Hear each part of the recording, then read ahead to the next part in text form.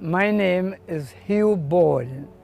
I'm the musical director and leader of the Trinidad Tripoli Steel Band. You meet now the exciting Trinidad Tripoli Steel Band.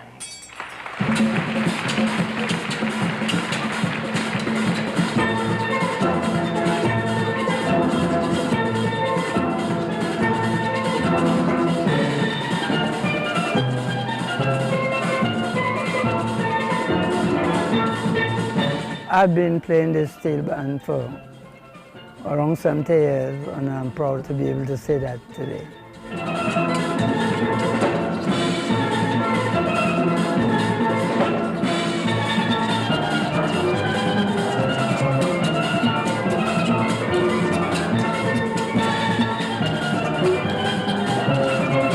This is the only musical invention in the 20th century that can duplicate a symphony orchestra.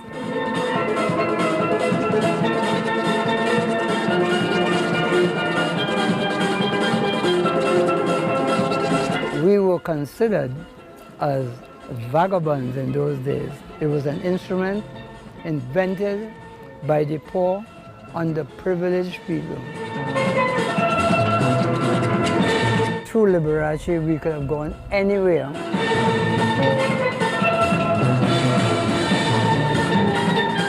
Our music spelled for itself. That was our passport, the music.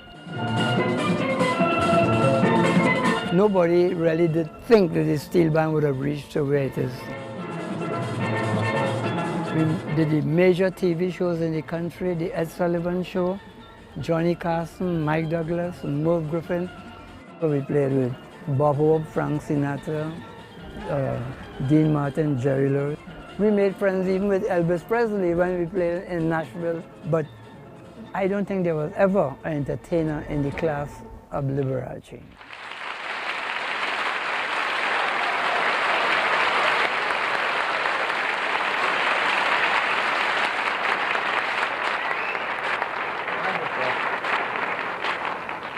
That's marvelous. This is Hugh Borde, their musical director. Wonderful.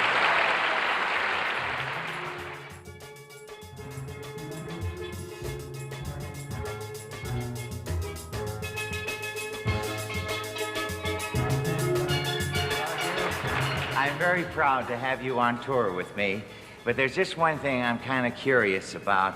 Where did you get the idea for your costumes? As everybody can see, from Liberace. Well.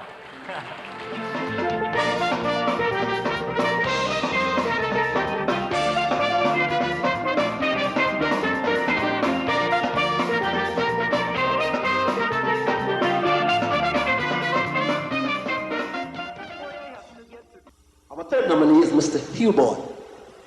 Hugh is one of the pioneers. I give him a round of applause. He deserves it. In terms of steel band's development, Hugh has seen it all.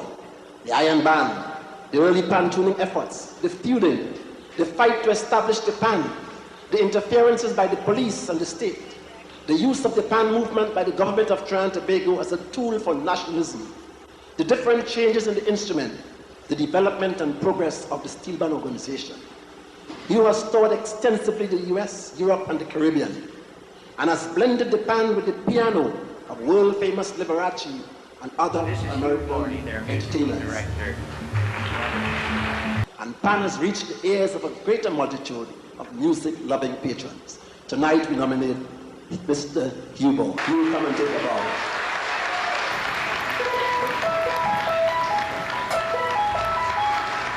I was born at 56 Western Main Road, St. James, Port of Spain.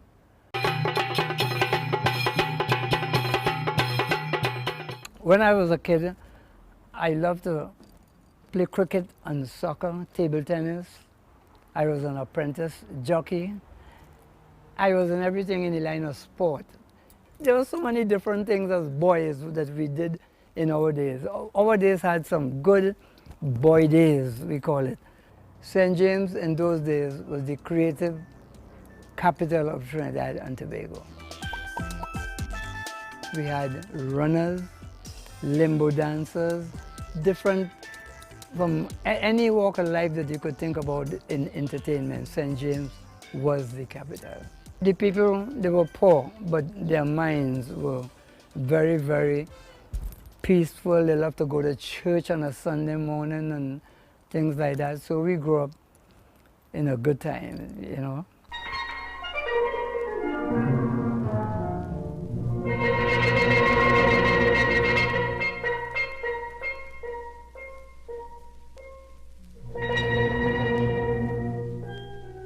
We were regarded as the have, and some of the other people in St. James as the have not.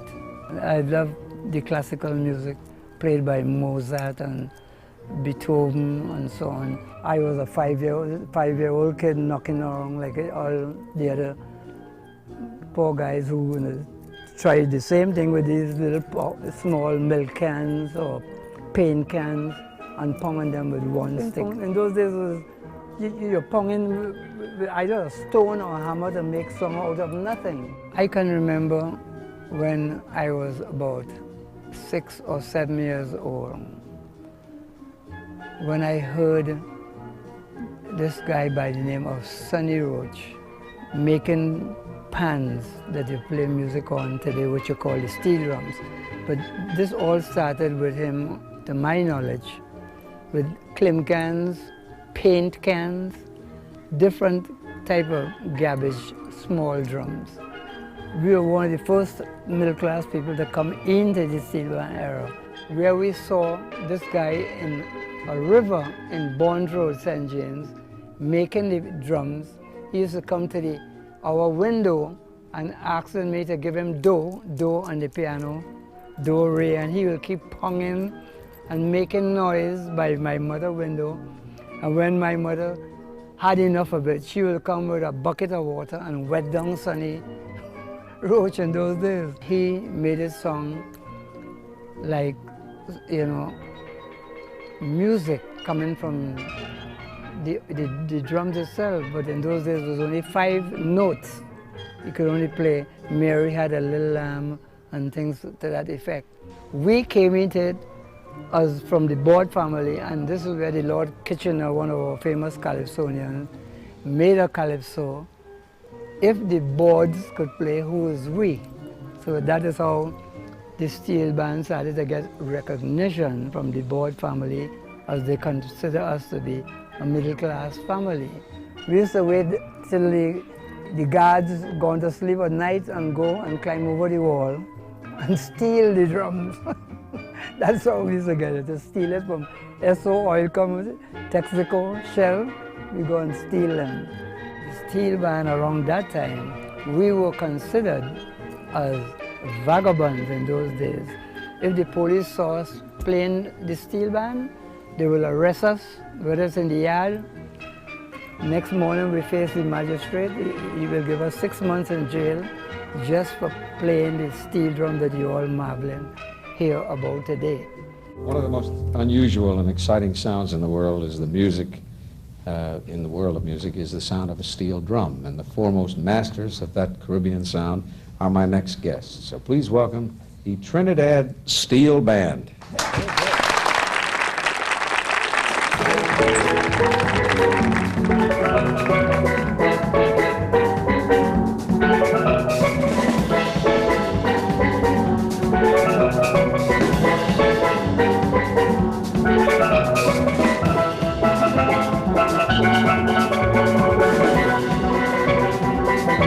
My uncle was the first college master.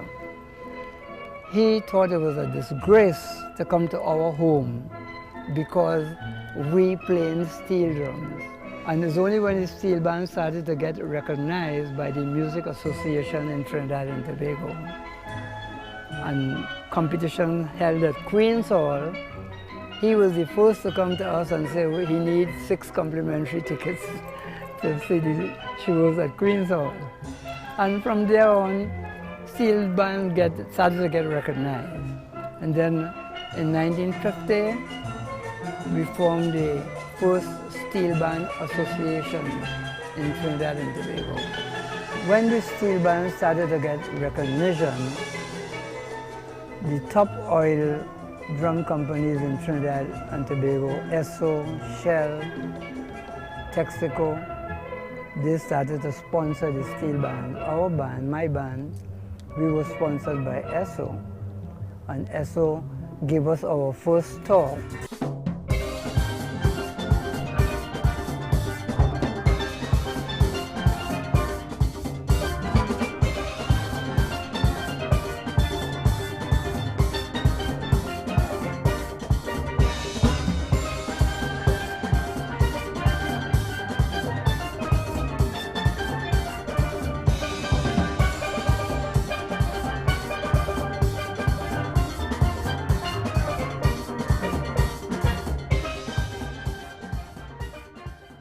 We were leaving to go to the United States. All the people in the office where I worked, when I told them I was quitting the government job to go away with my steel band, everybody turned to me and said, "Hugh, you're a madman. You live in the government work to go away with a steel band?" But I always know what the steel band music will be when it leave and go in the right places to perform. I always had that as a boy to know in me it can reach somewhere.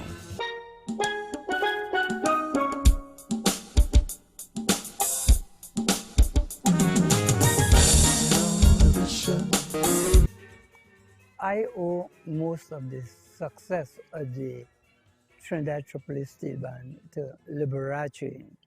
Let's welcome him now, Mr. Showmanship himself. Will you welcome him? Liberace!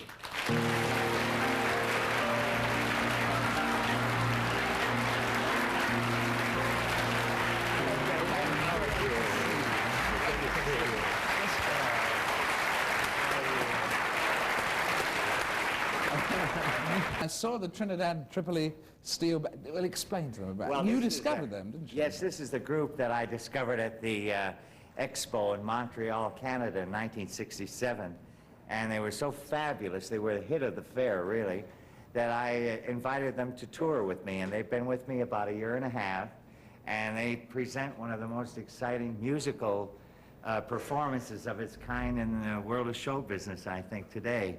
And it's so unique and different. I've discovered that the music of the steel band has only been around since after World War II, when the island of Trinidad was practically swamped with empty oil drums, such as you see here.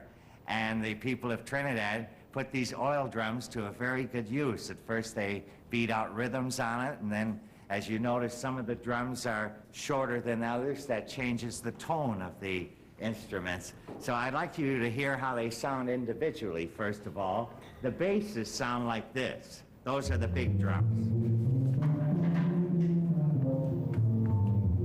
And then there's a little smaller type. They become the cellos because they have a little higher pitch, the cellos.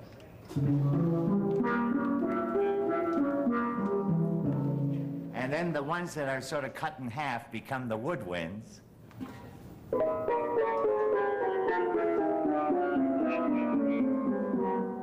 And the still shorter ones are the strings.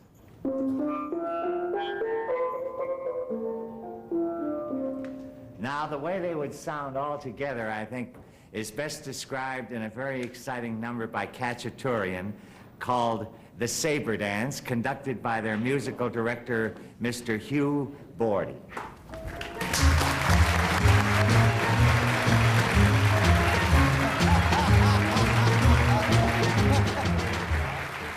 He couldn't believe his ear because we only heard that Liberace was coming to the Trinidad and Tobago Pavilion to hear this fabulous group playing music on oil drums. So we decided to get ready for Liberace to make sure he hear the group to the best. But the highlight of the whole thing was, when he came in, we saw him and we were playing the Sabre Dance by Cachutaran. We didn't know that was Liberace's favorite. So we got a standing ovation for about 5 minutes, people just clapping.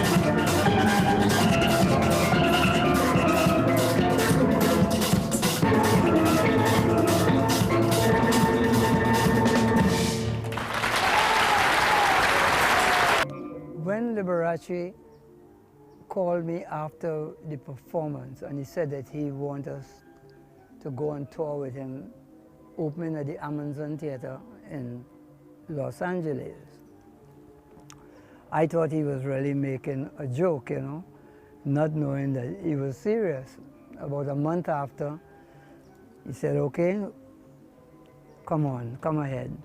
We had to give up where we were staying in Toronto to get to the Amazon Theater in 3 days. We know nothing about highway this or highway that, highway 80 like how it is here. We're going through, according to the map, we're going through all types of mountains and bad roads, small roads. But we did get there before the show. We got there the same evening.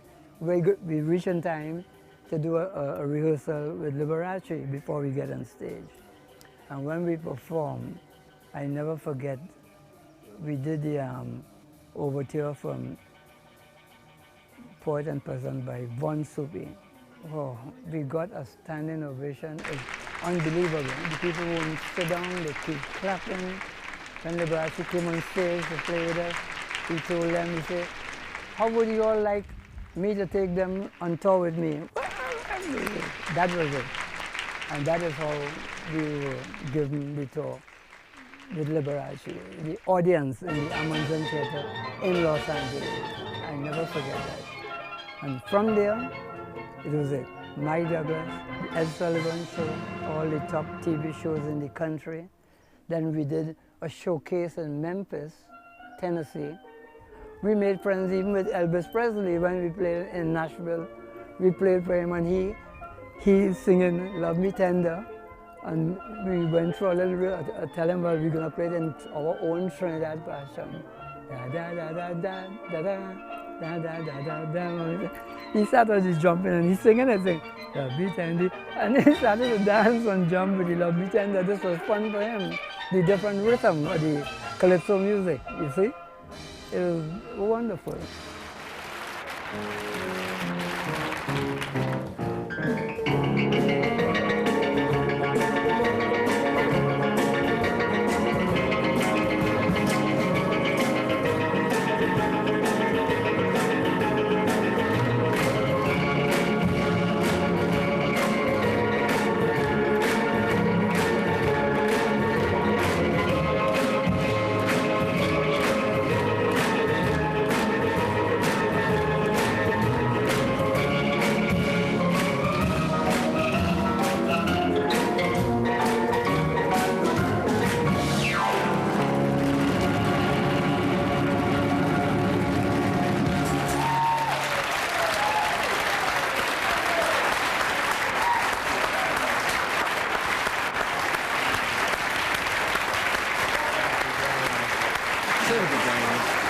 You know, David, these young men, most of whom are between the ages of 17 and 21, have this past season given 2 Royal Command performances for Queen Elizabeth of England. Isn't that marvelous? Yeah.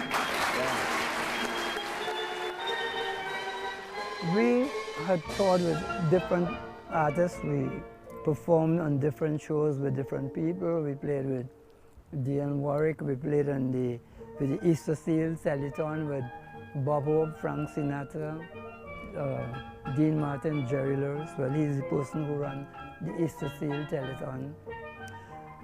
But I don't think there was ever an entertainer in the class of Liberace. As far as his audience is concerned, he loved his audience. Thank you very much. I'm often asked if I have a favorite song, and there is a song that has a very special meaning to me, and I hope you share my enthusiasm for The Impossible Dream.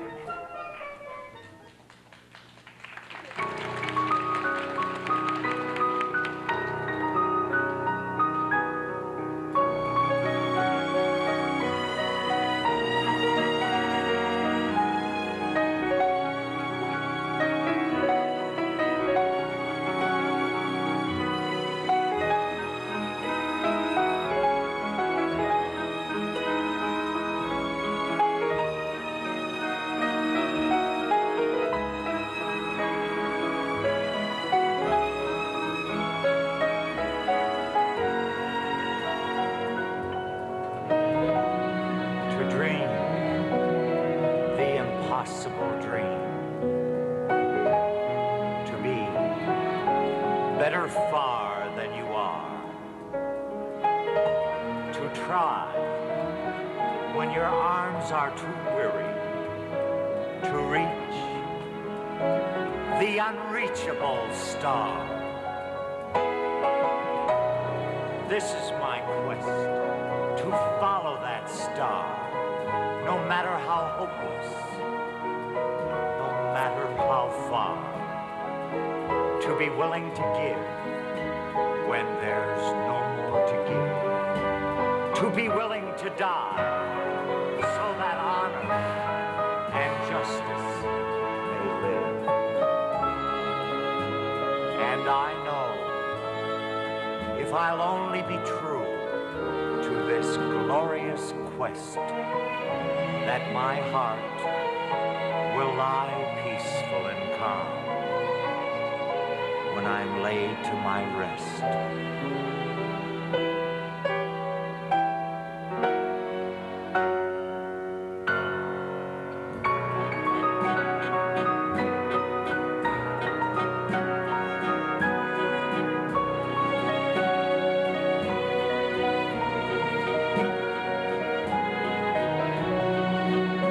And the world will be better for this. That one man, scorned and covered with scars, still strove with his last ounce of courage to reach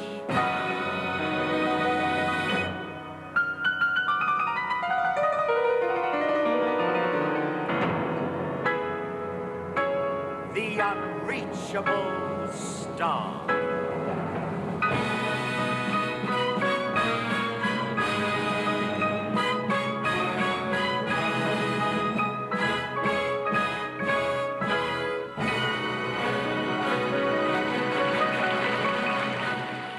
So this lady came up to me before the show and she said, Mr. Borde, is there any way you can get Liberace to give me an autograph? You see, I've been coming to his shows and I never get to meet him, and he's my favorite. I said, all right, that is no problem, leave it to me. So Lee had just come into the show because we were already there and set up. So Lee now come in. So I called him and said, this lady here wants autograph. I said, sure, you come on. He came across the lady, autograph, and give it to her. The lady dropped down dead. She dropped down dead right there on the spot.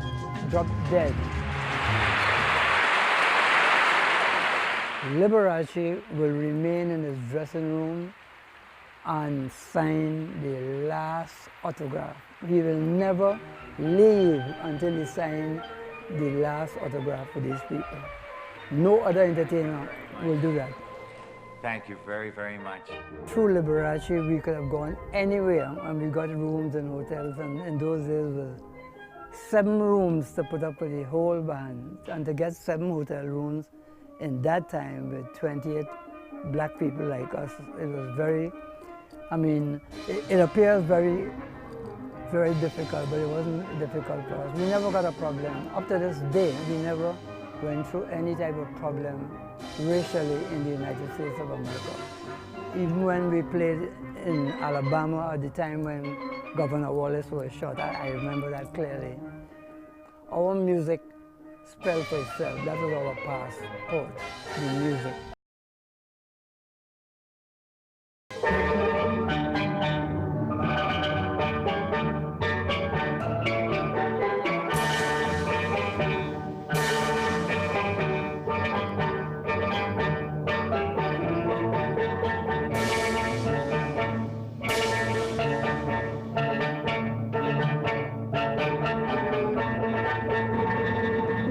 It's the only universal language in the world, the music. Don't care where there's trouble and people come and play music, there's some type of joy, and especially with something like the steel band, that is a new instrument. Up to now, still there are people who can't understand how it is these people from a little island like Trinidad and Tobago could invent such a music coming from oil drums. This is the only musical invention in the 20th century that can duplicate a symphony orchestra.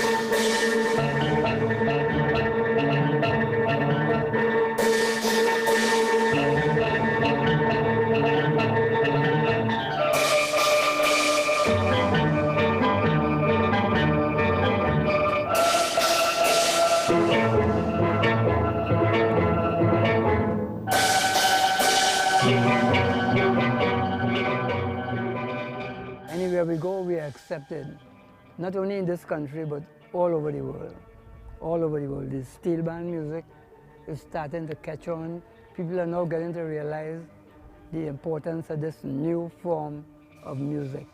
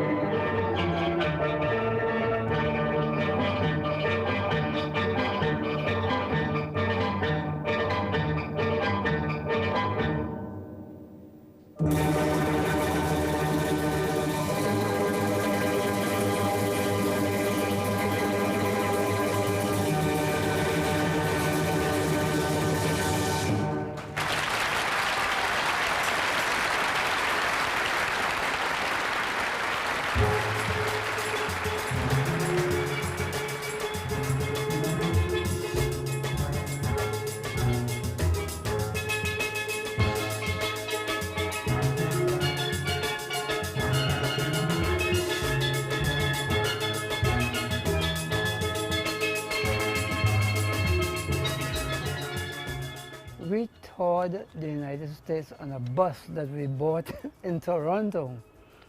The bus cost $6,000. We call it Moby Dick because for some reason The bus had a propeller, a long-time propeller going around in the back of the bus like that. And it's shaped like the whale, like the movie Moby Dick. The bus shaped just like Moby Dick, one of those old-time fashion buses.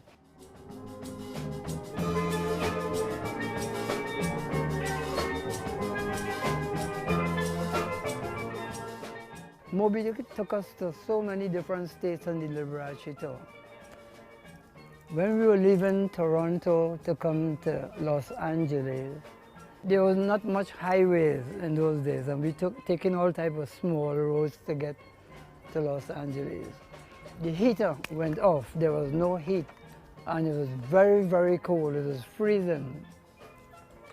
One of the guys, his name is Nolly Williams, he plays the cellos. Everybody feeling cold, he said, listen, he had to do something to warm up the bus. The guy took a newspaper, and lighted a fire in the bus and put it by and the whole bus started to smoke, and people saying, the bus on fire, stop the bus, because the fire coming from his paper, coming all over the bus.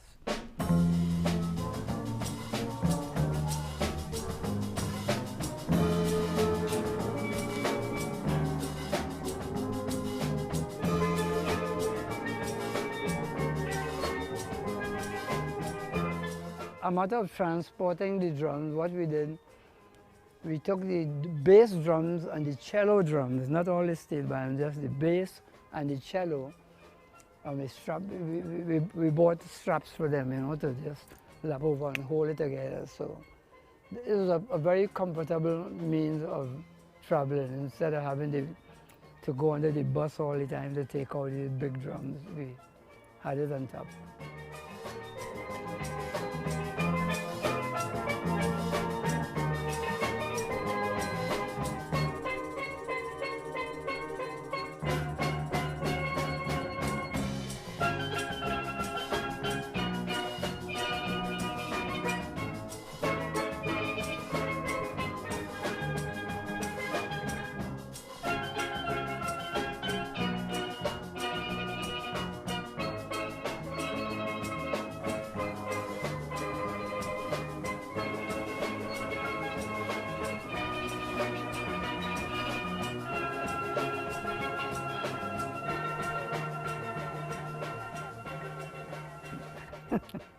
Yeah. We had a lot of fun with that bus. That bus was like our home.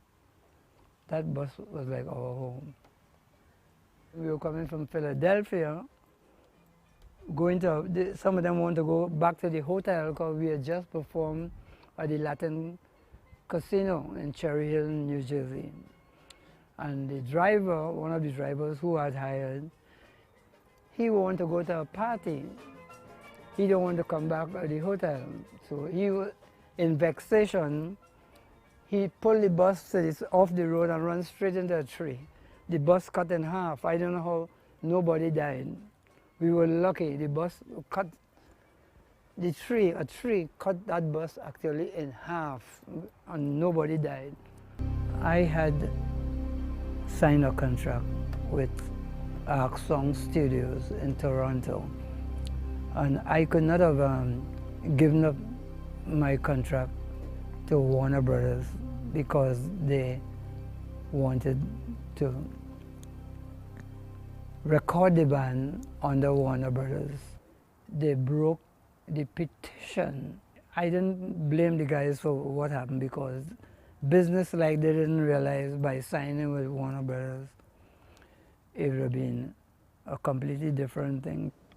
When Warner Brothers and Trinidad Tripoli got involved, my dad was under contract with another recording company. Due to the fact that they signed a petition with me, I was the one who signed the petition to bring them to the United States. And the immigration law is if you break the petition, you got to leave the country and come back. That's basically how the band disbanded. My dad had to get new players and start again. It was tough. After the original band went back to Trinidad in 1972, I had to get other people to perform as the Trinidad Tripoli Steel Band. I recruited players from Trinidad, from different bands, entitled to use my name, the Trinidad Tripoli.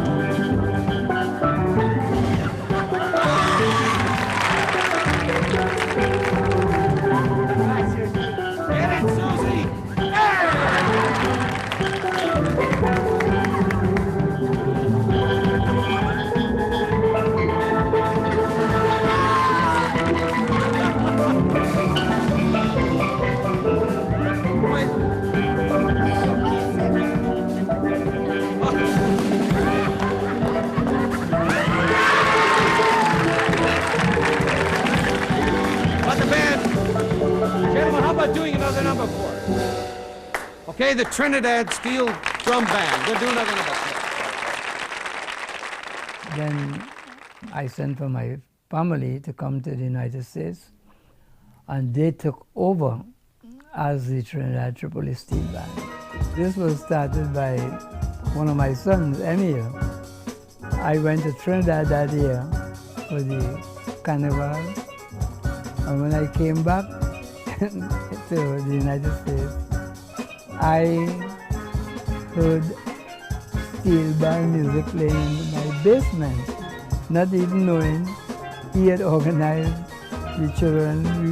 They got one of my good friends, Clifford Alexis, to make the drums. And they already did about a dozen songs. And the agency heard the band, and he told me, say, Hugh, this band song is just as good as the original band. And that's how the band started, from there.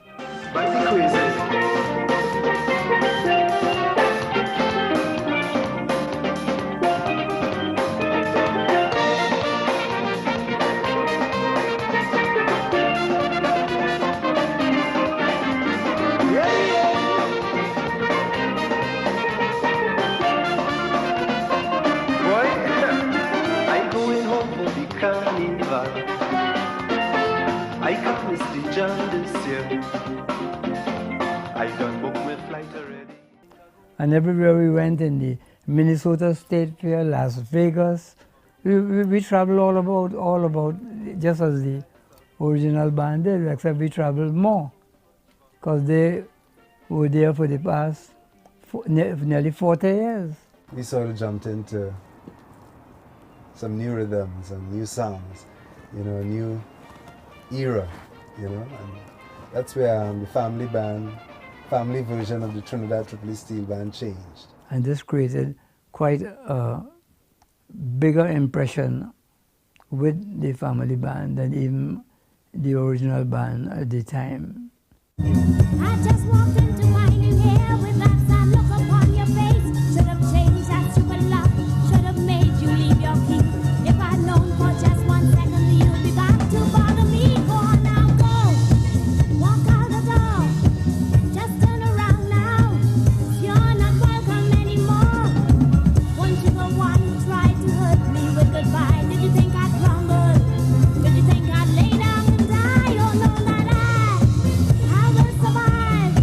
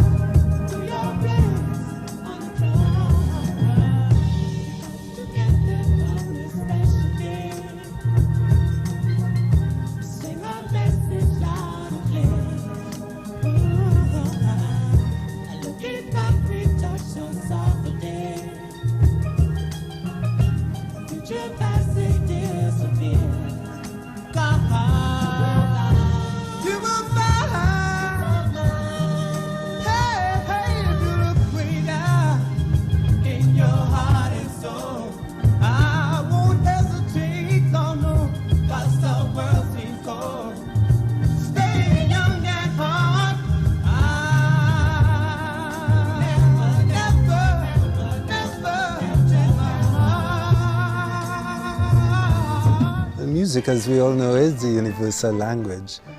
When my dad started out with Liberace and toured, he captured a certain audience with his music, an audience that hadn't been exposed to steel drum music. And he more or less conquered that audience. And today I find, you know, the music it's the same. We're having to capture new audiences with music. It doesn't matter what language they speak, you know, we bring the music in. As long as the music hits them where it should, you know, they feel it. I remember some years ago when we went to Ray Charles' home in California. We were invited to come at his home. We did go there and we took a tenor pan with us and we were playing the pan and Ray Charles couldn't believe what he was hearing. He feeling the drums and he's just rocking and saying, man, he said, man, this is the most beautiful music I've ever heard in my life. He said, oh God, and he feeling the pan, he can't believe what he heard coming from an empty, discarded oil drum. And Ray Charles, we have to consider him as one of the best you can think about as a vocalist or musician. And the world really haven't discovered the art of the steel band yet.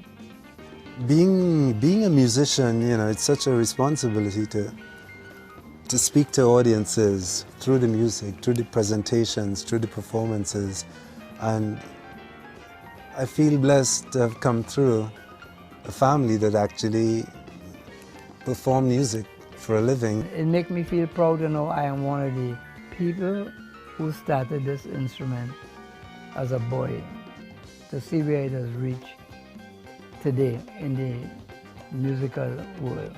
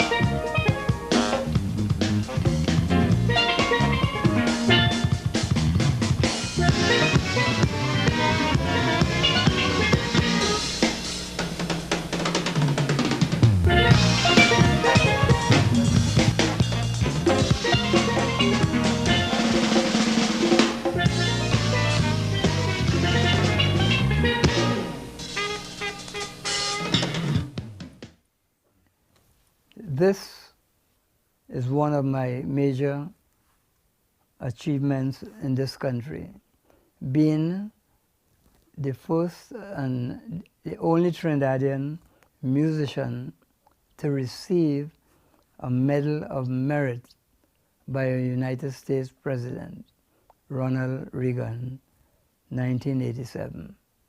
This I will always honor and cherish.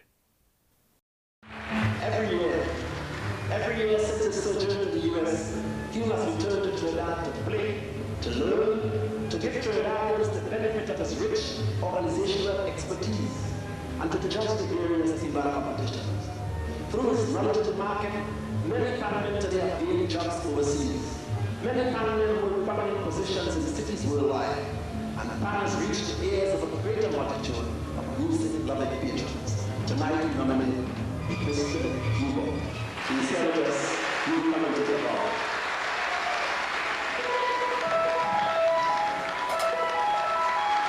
On behalf of Alexander Timberlake from Powell Honey.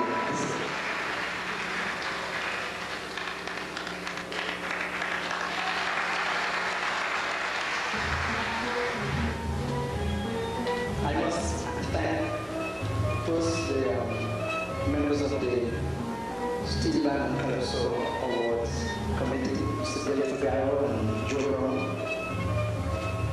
And a special thanks to my family who are all here. I am accepting this here this evening, not only for Hugh Borde, but for all my friends who struggle together with me from year after year to keep the name of the steel band in the heights where it has reached today. Just imagine, years ago in the early stages, I was regarded as an outcast. Today I stand here inducted into the Hall of Fame for Pan. Thank you. You'll enjoy Liberace and the Trinidad Tripoli Steel Band. Hugh Borde is a pan-guard legend, pioneer. He's won all the accolades for his efforts in steel drum, and still it's not known how much he's done for steel drum music. This I'm showing you here is our national flag of Trinidad and Tobago. I'm proud to be one of the people who intend and who have been doing the best I can to establish our new form of music, the steel band, throughout the entire world. Thank you for listening to our program. Come to Trinidad and Tobago. Come and enjoy the greatest show on earth, our carnival.